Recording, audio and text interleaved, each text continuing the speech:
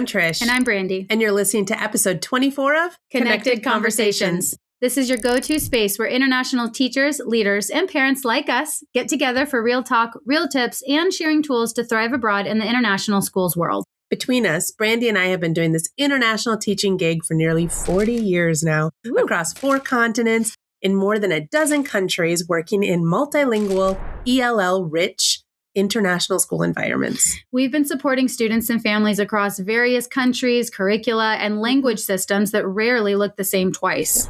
Yeah, and today we're going to kick off a brand new mini-series that's all about English language learners and multilingual learners. I'm trying to learn the language right now, and it's all going to pertain to international schools out here. Definitely. If you've ever wondered how the terms ELL, EAL, and ESL blend, apply, and can impact your teaching out here in the international teaching realm, then this episode is definitely for you. Today's episode is part 1 of our mini-series on English language learners, or ELL, awareness in international schools.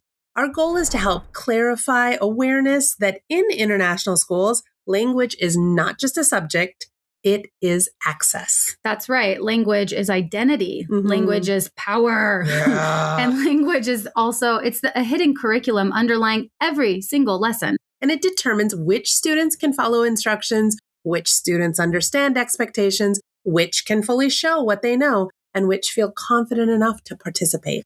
Fluency in the target language shapes whose thinking is visible, whose questions get heard, and whose misunderstandings are mistaken for something else. And when we treat language acquisition as something separate from the curriculum, instead of something woven throughout it, students do not lose ability, they lose access. This episode is part of our International Files series, where we unpack the systems and logistics of international life, moving and working abroad. In this first episode, we are talking about a very specific reality out here. Schools often say, everyone is ELL here, but the systems in place don't always support that reality. We're going to start by setting the scene and naming the patterns that teachers are reporting globally. Then we'll unpack why English proficiency is so much more complex than it looks in the international setting. This series will end with clear takeaways meant to reduce teacher overload and increase shared responsibility, because English language building cannot rest on the shoulders of one person or one department alone. Right. And that department was often mine, the English department, and some embedded expectations that all of us are giving students new vocabulary for students to succeed across all subjects. Yeah, but that's completely impractical if you're the only person who has to give the vocabulary for all of the subjects in the international setting. No, thanks. We know that. And once you're international, you'll find that in the primary or the elementary school settings, that the norm of being with your students all day is not the case. Yeah, that's a good point. You know, like in primary and elementary schools in home countries, teachers are with their class the whole day usually. They get to see the impact language acquisition has on a student's access to learning from subject to subject all day. Right. But, right. And they can front load vocabulary or sentence syntax. They can prepare. They can differentiate. They can support that development. Yep. But when you're in the international school realm, your students might only have one English class with you a day and all of their other classes in their native language. And then depending on the school, you can maybe throw in the possibility of teaching maths or a science lesson here too in English. But it's very, I would say, very rare to have this home norm of being with your students all day. Yeah. So even if you're an elementary teacher, like back home, you might be out here, you know, in the same spot as a secondary style teacher, you know, not seeing your learners outside of a single hour class and yet expected to support their English learning across all of their subjects. So no matter what, language learning and acquisition is a shared responsibility, but how schools go about it often varies greatly. So let's explore this realm of ELL and international schools together. Are you ready? It's time to get connected.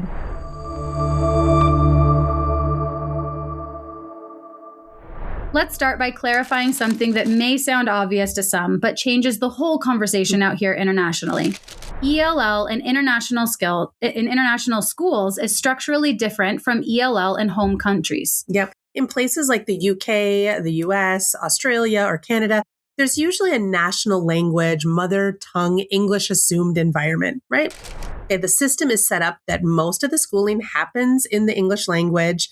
And EAL, English as an additional language, or ESL, English as a second language, is some sort of support branch within the school community for the minority group of students just trying to assimilate into that English system. Right. There are often benchmarks, funding mechanisms, accountability structures, and trained specialists. Maybe not everywhere. Okay, maybe not perfectly, but the category and the typecast of these students themselves is definitely understood. Yeah, counter that with international schools where English is usually the dominating operating language, right?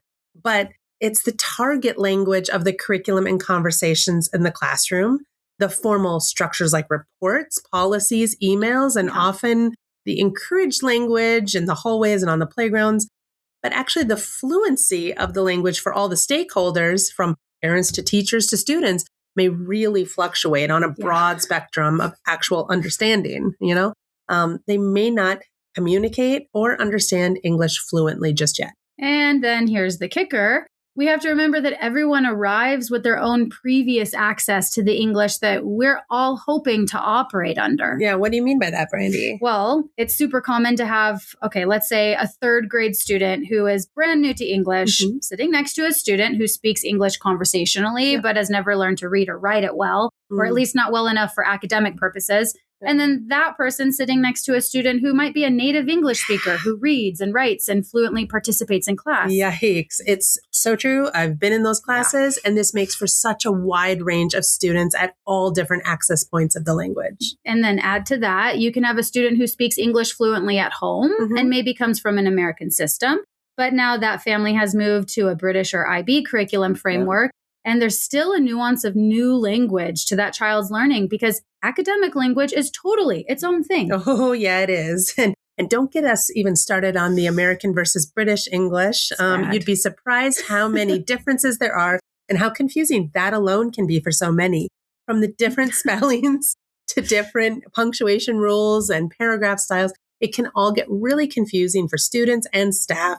And nothing's actually wrong about what you're doing. It's just the background you're in. So heck, even ourselves and our video editors sometimes struggle with that. Shout out to your team there. Truer words have never been spoken. Dakshina and his team in Sri Lanka, we love you. We love you. Sometimes when I hear a new term, I find a quiet, private little space and I secretly Google what it means. And half the time I'm like, oh, I'm not stupid. Yep. It's just a British English term. Yep. Oh my god. Rubbish bin, trash bin. Yes. Yeah. Or just the word bin. I say bin to my students and they're like, throw it in the trash. I'm like, no, just put it in the plastic bin.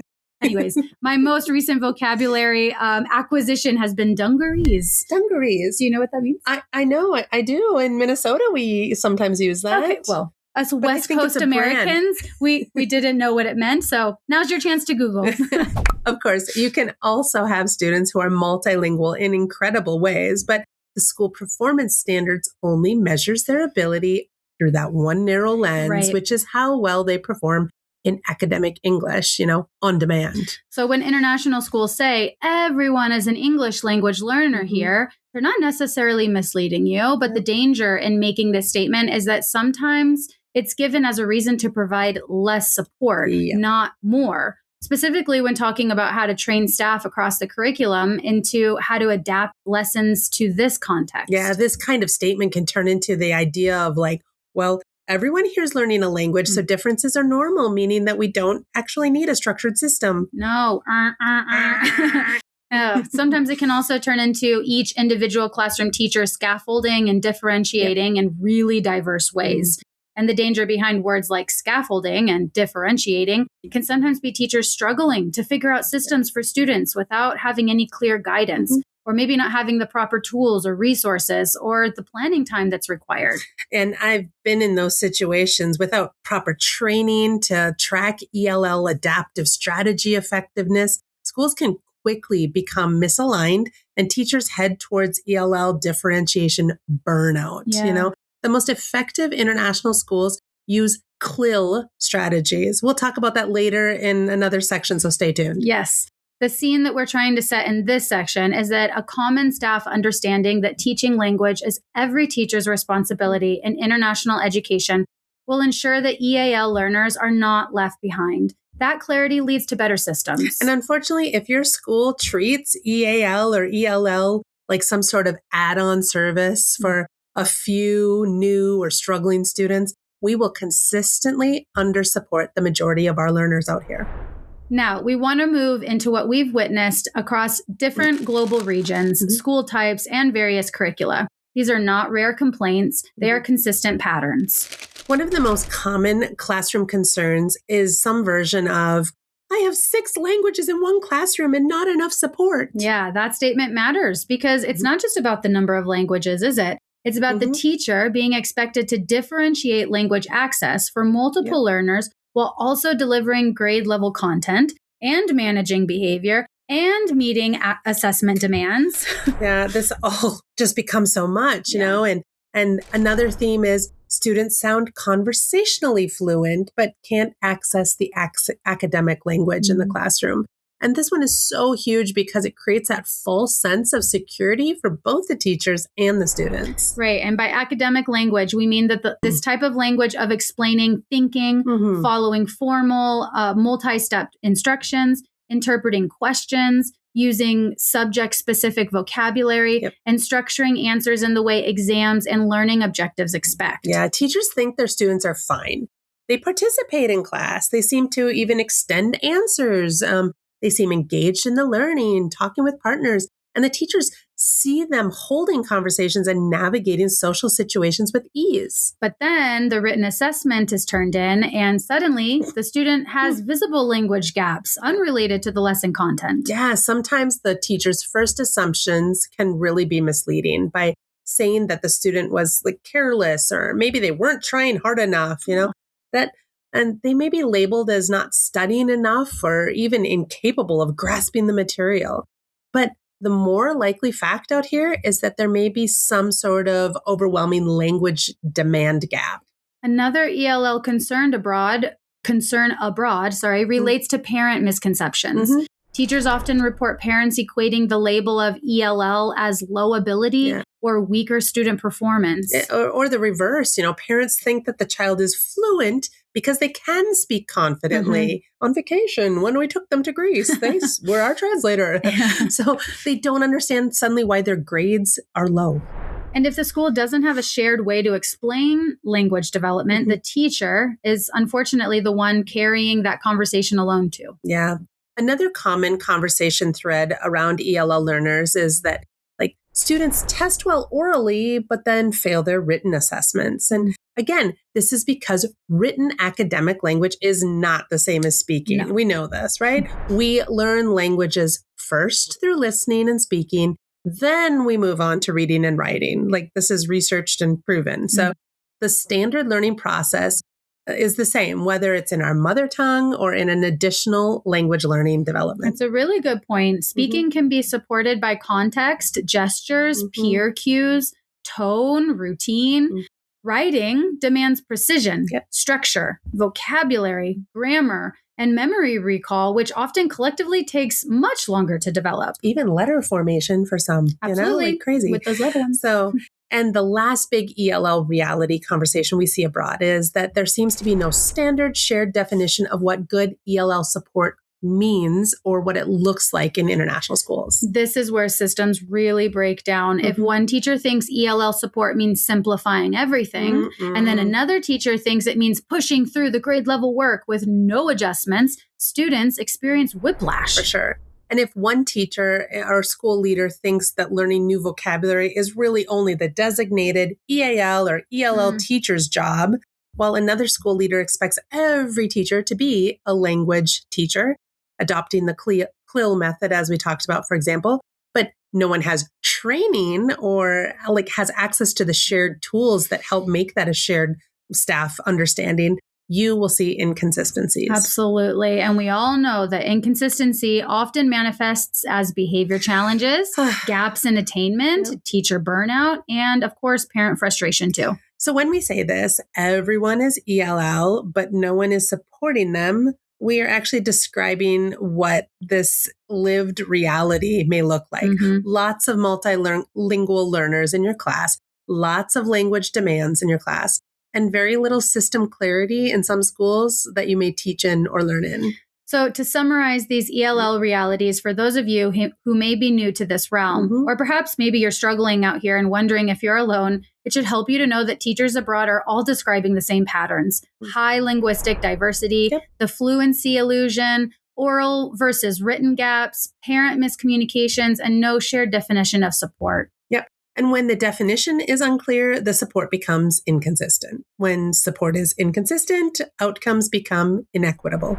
In this next section, we're going to correct a few common assumptions many English-speaking teachers, often abroad, hold when they first join the international teaching world. Yep. Understanding the truth behind these English language learner myths will help us form a deeper understanding and more correct understanding as we work to interpret the needs of our students. False assumption number 1. Students good at conversational English will be good at academic English. This is such a classic myth. Oh, imagine students new to a country and a new language quickly learn the common language, in this case, English, because they need it to survive socially. You know, kids learn how to chat, joke, navigate, play, and get through daily routines. And in the language acquisition realm of educational research, this is called the basic interpersonal communication skills, or BICS, or BICS for short. Yep. BICS is the informal, everyday language that we need to live our regular, everyday lives outside the classroom. Most studies say that this typical type of informal communication in another language can be picked up in about 1 to 3 years, sometimes faster in an immersion environment. But on the flip side is cognitive academic language proficiency, or CALPS, CALP for short. This is the tougher academic language of explaining, comparing, justifying, evaluating, and proving. It's the language of word problems, exam questions, lab reports, and historical analysis, the kinds of things that traditionally label students as either strong or maybe weak in the classroom. And the research behind bilingual students coming into our classes is that CALP takes approximately 5 years to develop, even to like an intermediate level of fluency. Imagine that, 5 years to be academically fluent. So now apply that to students who may be entering our English medium classrooms later in their academic journey, say around grade 6 or maybe grade 10, typical transition times. That's a huge academic language leap that is needed. And the key thing for us as teachers to note is that our new students may sound fluent and confident in class conversations, but they may be really struggling when asked to academically analyze the author's point of view, or compare these two ecosystems, or justify your method. Just those 3 words: analyze, compare, justify. Academic language. Yep. I know the Czech word for explain. I don't know the Czech words for any of those. Maybe I don't. Wait, now that I think about it. That's where our noticing, our early inventions, and different differentiation that we do in our class can really, really help. So just to sum up this BICS versus CALP idea at its very simplest form, remember, playground language develops faster and classroom language takes longer, much longer, and needs explicit teaching. Yep. And this matters because schools often remove language support the moment a student starts to sound fluent. But when that happens, we unintentionally raise that language demand without realizing that we've even done it. Yeah. So the student is no longer being assessed only on what they understand, but on whether they can navigate the complex academic language now without support. And when students struggle at that point, the struggle gets misread as an ability issue instead of an access issue. Yeah. And speaking of ability, let's move on to the false assumption number 2. Accent is equal to ability. Accent. This one is so important in international contexts. A student may have a really strong accent and still have excellent comprehension and academic vocabulary. And a student may articulate like a native speaker, on the other hand, yet still have super big gaps in comprehension, reading or writing, especially if their schooling history has been disrupted or inconsistent. And this is why listening alone is not a reliable measure of understanding. Yeah, educators need multiple ways for students to show what they know, and especially when the language is still developing. That might look like allowing oral explanations alongside of written work, or maybe using visuals or diagrams to support thinking, maybe breaking down complex responses into smaller parts, or providing sentence starters that let students focus on the thinking rather than the wording. Yeah, because when we only assess through language-heavy formats, we really risk measuring English proficiency instead of content understanding. Which leads us to false assumption number 3. Silent students have low cognition. No. We've seen this before, but we'll say it again. Silence can often mean processing. Yes. It can be fear of making mistakes. It can often mean cultural norms about speaking to adults. It can mean a student is translating in their head before they speak in order to get it right. And if you've listened to our mini series on behavior, you know that silence can mean a lot of things.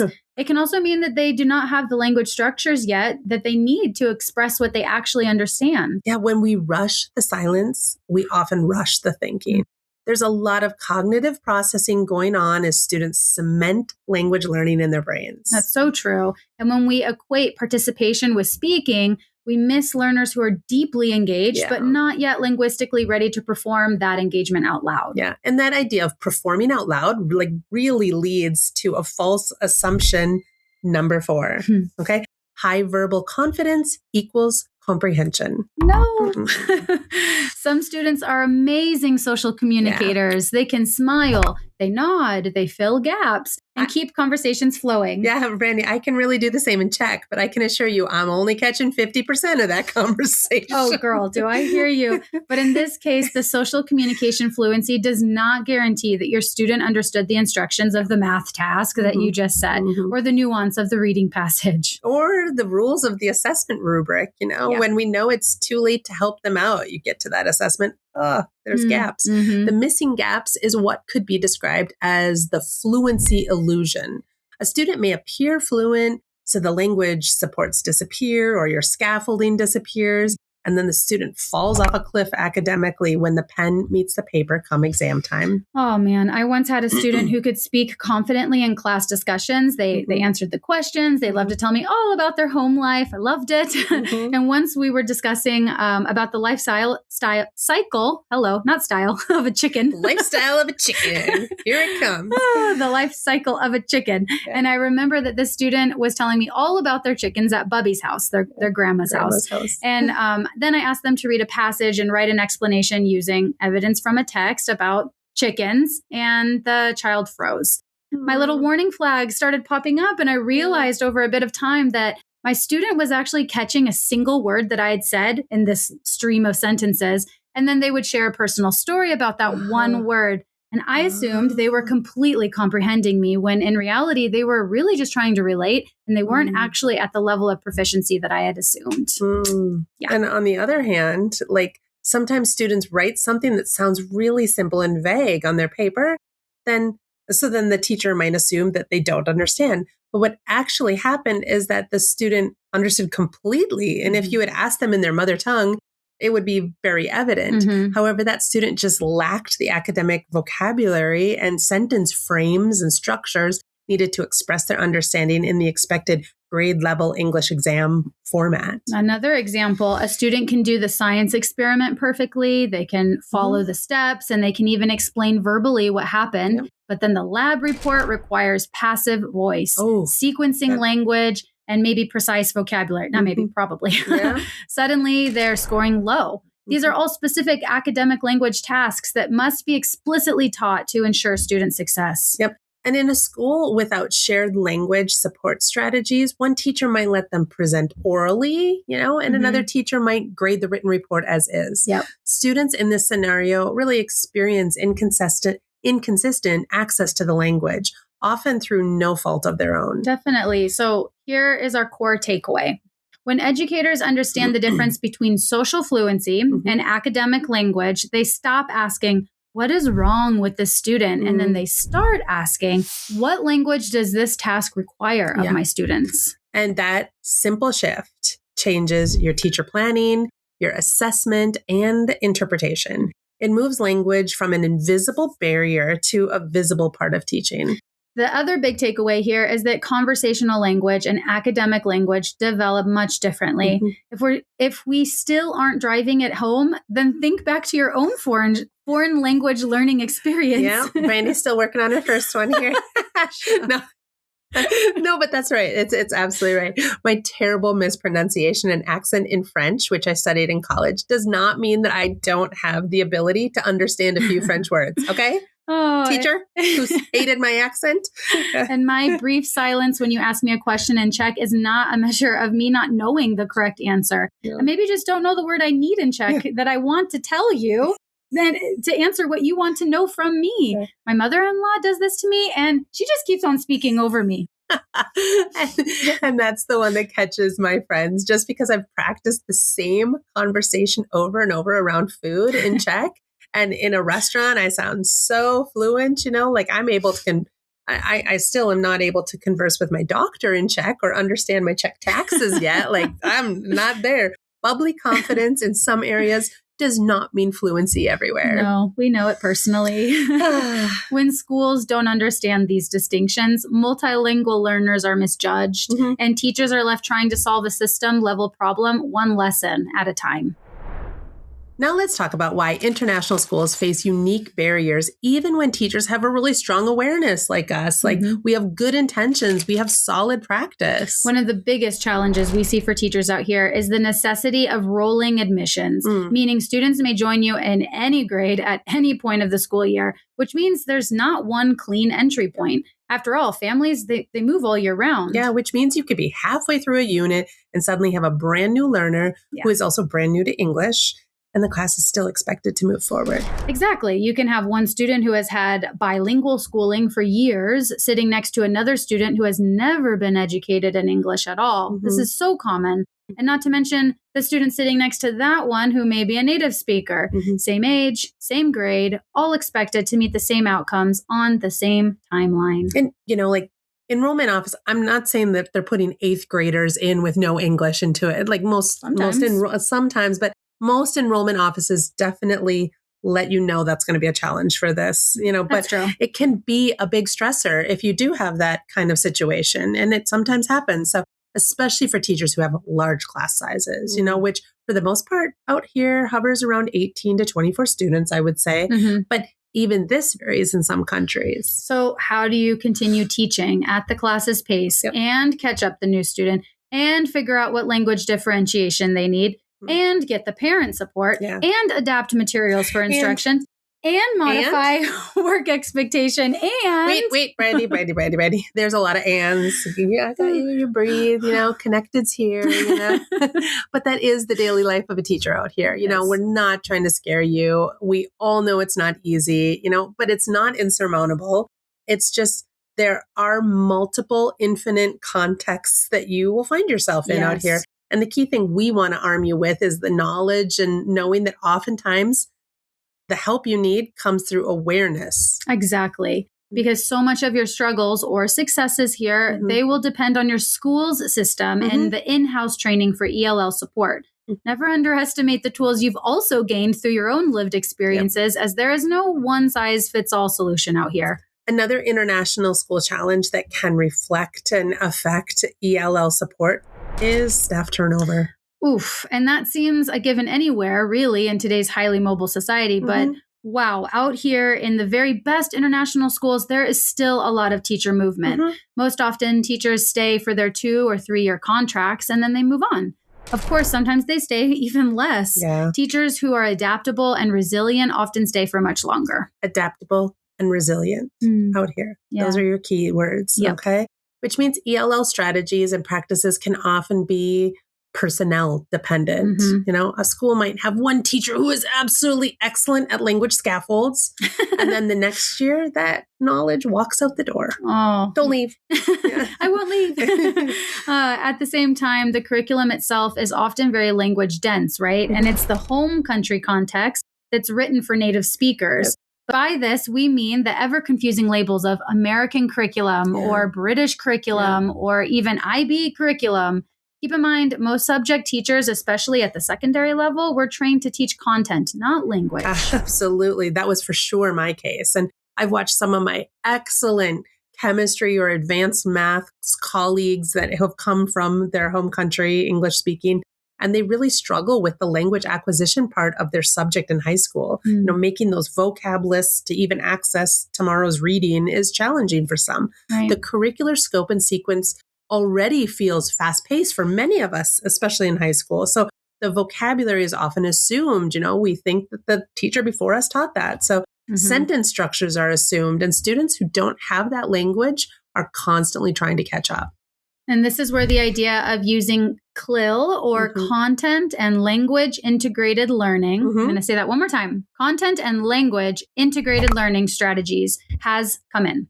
Rather than teachers burning out due to the heavy demands of various ELL students in the class, we can all become more familiar with how to differentiate for students in all of our classes. Yeah, we mentioned CLIL earlier in the episode, and it has actually been around since the 1990s, which isn't how long this episode is. It was first developed as a way to actually promote bilingualism across Europe. So when I was doing the research for this, so the basic premise behind CLIL teaching is that key subject-specific language is just embedded in the content, such as introduce science-specific vocabulary terms and structures to writing the science report into your science class. Every time we teach language, it's in its natural home. We are giving context to the new vocabulary and ensuring that English language learners are not missing out on the academic curriculum they need while still developing their proficiency in English. Yeah, there are many excellent books that you can read if you're new to this idea of embedding CLIL teaching systems into your various subjects. The final challenge facing schools working towards meeting the needs of their ELL students is the lack of PD regarding ELL strategies for staff. Many times, there's a given assumption that teachers will just scaffold or differentiate. But what does that actually mean in practice? I absolutely know what scaffolding and differentiation is. But without a common school understanding of how or what training I need to do it in this context, my best interpretation may not be enough. One teacher may define scaffolding and differentiation as giving visuals and sentence structures. Another might give extra time. Another may reduce the task. Another does none of these because they worry it lowers the standards. Which is right, and how do you know? And this is where we want to be very clear with ELL strategies. The goal is not to lower standards. The goal is to increase access to the standards by making the language demand visible. Because when language demand stays invisible, we end up grading language as if it is content and mistaking language barriers for lack of understanding. Over time, those small misreads really add up for students. The kids internalize the message that they are not good at school when what they really need is just clear language access. And here's the key takeaway of this whole entire episode. In international schools, ELL should not be a department or a person. It's a whole school responsibility that often is not treated as one. And if you're listening today as an international classroom teacher, we want you to hear this clearly. Yes, if you feel overloaded or challenged by language needs, it's likely not because you are not skilled enough. You're not. That's not it. It's because the system you're working in may not be built for the reality of multilingual classrooms. Absolutely. And if you're listening as a leader, this is your invitation to ask, do we have a real system to help both teachers and students succeed in their language building and teaching of it? Do we have shared language practices, or do we rely on individual teacher heroics? So let's put this together in a way you can carry forward after the episode ends. First, let's agree that if you work in an international school, you are working in a language acquisition environment as a whole, whether you teach kindergarten or physics, music, PE, or grade 10 literature. That's right. The question is not, do we or not to be? No, do we identify our multilingual learners? Question, do we have a system that matches our reality and supports these learners? And that is when we see ELL mislabels and misinterpretations. Students still are identified as low ability or poorly behaved. Sometimes they are discussed as if they are lazy or even careless. It's not true. It's not true. And when the real root issue here is actually language access. And this is so heartbreaking when you really think about it, because in our next episode, we're going to continue to talk about these models and the potential model shifts that your school can make by just recognizing this reality We'll review the key EAL and ELL support models that are out here in schools and what schools say they offer, and then what often might happen in real practice, and why policies sometimes become like support in name only. Yeah. All of this with the intent to make you more informed, to make you more prepared to meet the demands of your students when they're coming at you, and to give you support strategies in case your school is still in the development stages. We will also unpack why home country models do not automatically translate into international contexts, especially when some schools may not have benchmarks, trained specialists, or consistent tracking systems. So if today's episode resonated with you or described your lived experience, you're not alone. You're not imagining it. Welcome to the club. This is a common structural gap out here, and it can be improved with a clearer design and intentional planning. So thanks for spending your time with us today. We know how full your life is, as it is in all international schools. And we do not take it lightly that you chose to listen in. Thank you. Okay. If you want to go deeper to the tips and tricks and ideas that we've discussed today, head over to our website at connectedglobal.org, where we are building practical resources to support international educators, leaders, and families like you. You'll find downloads, guides, checklists, and extra tools that connect to the topics that we have discussed in our podcast today and other episodes. We're also linking relevant resources in the show notes for you too. Yep. On our website, you can also book a consultation with us where you can extend what we've covered in today's episode or any other topics, questions, options you're considering for schools, your classroom, or your next move abroad. And if you're looking for ongoing support, sign up for our newsletter for quarterly insights into international education, including new resources, upcoming episodes, and behind-the-scenes tips that we are learning from school and conversations around the world. Lastly, we would love to hear from you. Please, leave us a comment below with topics, stories, or struggles you want us to unpack in future episodes. Our list is long, but we'll add your ideas there too, especially if you have lived the reality of trying to support multilingual learners without a clear system. Finally, the best way for our community to grow is for you to like and subscribe to this podcast. Please share this episode with a colleague as well. Leave a review. It helps more educators and families find this show, and it also helps this global conversation grow. So until next time, may your students be ever growing in their language learning. Oh, and your classroom strategies help them become more confident. And your school communities be multilingual and international. I don't want it down much more, but I feel like the size is that the size that it usually is? I don't know. Like that's good better? For me. Okay. Yeah. The other one went too far over, I felt. A little rough, but we got there. We get there in the end. Okay. It felt fast. Yeah, it that's did. Good. Yeah. That's what 2 pages off. We'll get it. I'm cold. Yeah. Okay. Yeah. I noticed that I do this. I mean, not so dramatically, but I'm like, I am talking about things that I know. You do. So rude. No, I didn't notice that.